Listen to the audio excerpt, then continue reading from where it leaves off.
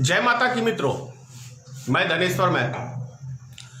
सबसे पहले मैं बिहार के डीजीपी को गुप्तेश्वर पांडे जी को बहुत बहुत बधाई धन्यवाद करता हूं कि कम से कम आपने सच्चाई बात रखने का साहस किया, वो भी सरकारी महकमा में होते हुए। इसके लिए बहुत बहुत बधाई।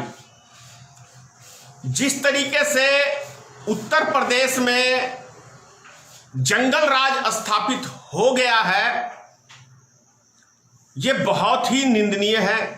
विकास दुबे, आप ये सोचिए, 8 पुलिसकर्मियों की हत्या करने के बाद वो व्यक्ति आसानी से पूरे उत्तर प्रदेश में घूम के और वो मध्य प्रदेश चला जाता है और कहीं उसको कोई टच नहीं करता है। ये मतलब एक कानून व्यवस्था किस तरीके के अंदर उत्तर प्रदेश के अंदर है, इससे आप कल्पना कर सकते हैं कि क्या उत्तर प्रदेश में या हिंदुस्तान में कानून का राज है? नहीं, गुंडों का राज है। इसे हम गुंडों का राज कह सकते हैं। और वैसे भी उस मुख्यमंत्री से आप कभी उम्मीद क्या कर सकते हैं जिसका एक खुद क्रिमिनल रिकॉर्ड हो सकता है? वैसे प्रधानमंत्री से आप क्या उम्मीद कर सकते हैं जिसका क्रिमिनल रिकॉर्ड हो सकता है? अभी मैं आपको यूपी के मुख्यमंत्री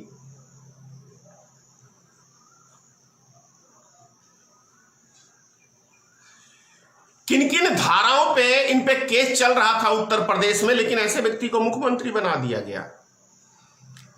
397, 336, 504, 295, 153A, 435, 506, 307 यानी हाफ मर्डर की धारा, 147, 48 झगड़े की। ये सब धाराएं जब मुख्यमंत्री नहीं थे योगी आदित्यनाथ जी, तब इनके ऊपर चलता था। तो एक अपराधी छवि जिसकी रही हो, वैसे मुख्यमंत्री से कोई कानून व्यवस्था की उम्मीद कर सकता है? भारत का प्रधानमंत्री जो भी वर्तमान में श्री नरेंद्र मोदी है, गुजरात दंगों का आरोपी रह चुका है। उस व्यक्ति से हम देश में अच्छी चीज की उम्मीद कर सकते हैं? एक लड़की की जासूसी कराने का काम गुजरात के मुख्यमंत्री थे नरेंद्र मोदी, तो किया करते थे अमित शाह जी।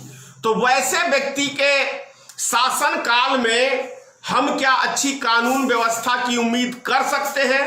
कतई नहीं कर सकते हैं। जैसा आपने देखा है, ना हमारे देश की सीमाएं सुरक्षित हैं, ना हमारे देश के अंदर राज्य की सीमाएं सुरक्षित हैं। तभी तो विकास दुबे आराम से उत्तर प्रदेश से चला गया आपको मध्य प्रदेश के अंदर। यह सोचने का विषय है, कैसे चला गया।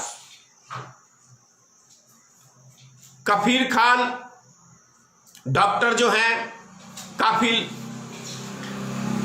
वो एक डॉक्टर पेशे से, आपको याद होगा बिहार में पिछले साल चमकी बुखार में हजारों की संख्या से मौत हुई थी, लेकिन यहां किसी डॉक्टर को जेल नहीं हुआ था। लेकिन उत्तर प्रदेश में बच्चों की मौत पे एक मुस्लिम डॉक्टर को निशाना बना के उसको जेल के हवाले, मतलब जेल में बंद कर दिया जाता है। क्यों? क्योंकि वो मुस्लिम है। कार्ड कैसे हिंदू मुस्लिम का हम खेलेंगे? नफरत कैसे हम देश के अंदर फैलाएंगे? ये बीमारी कैसे फैलाएंगे? क्या आप उम्मीद कर सकते हैं कि उत्तर प्रदेश या केंद्र सरकार से कि हमारे देश में अमन शांति ये लोग कायम करना चाहते हैं? ये सोचना पड़ेगा आपको। ये वही नरेंद्र मोदी है ना, रेलवे का प्राइवेटकरण। मेरे से ज्यादा कोई रेलवे को प्रेम नहीं कर सकता है। तो नरेंद्र मोदी जिन जिन चीजों से प्रेम किया उस सब को बेच दिया। शुक्र है कि उसने जिससे 7 फेरे लिए जसोदाबेन से, उसको नहीं बेचने का काम किया, क्योंकि उसको छोड़ दिया, उससे प्रेम नहीं था। बाकी जिस भी चीज को नरेंद्र मोदी ने प्रेम किया उस सबको गिरवी धर दिया। मैं शुक्र है कि कम से कम अपनी मां को प्रेम नहीं किया, प्रेम करता तो उसे भी शायद बेच देता। ये बड़ा आश्चर्यजनक बात है कि नरेंद्र मोदी ने जिससे ज्यादा प्रेम किया उस सबको बेचने का काम किया।